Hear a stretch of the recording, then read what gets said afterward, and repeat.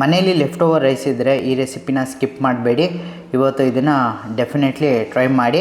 ಇವತ್ತು ನಾನು garlic rice ಮಾಡಿದ್ದೆ.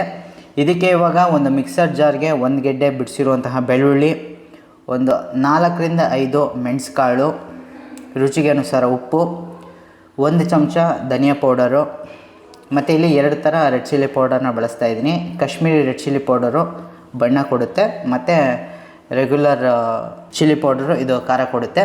1/4 ಚಮಚ ಗರಂ ಮಸಾಲ. ಇದಿಷ್ಟನ್ನು ಹಾಕ್ಬಿಟ್ಟು ಒಂದು ರೌಂಡ್ ತರ್ತರಿಯಾಗಿ ರುಬ್ಬಿಟ್ಟು ತಗೊಳ್ಳಿ. ನಂತರದಲ್ಲಿ ಸ್ಟವ್ ಆನ್ ಮಾಡಿ ಬಾಣಲಿನ ಇಟ್ಕೊಂಡು 2 ಟೇಬಲ್ ಸ್ಪೂನ್ ಎಣ್ಣೆ ಹಾಕಿ ಸ್ವಲ್ಪ ಗೋಡಂಬಿ ಸ್ಲೈಸಾಗಿ ಕಟ್ ಮಾಡಿರೋ ಒಂದು ಆನಿಯನ್ ಹಾಕ್ಬಿಟ್ಟು ಫ್ರೈ ಮಾಡ್ಕೊಳ್ಳಿ.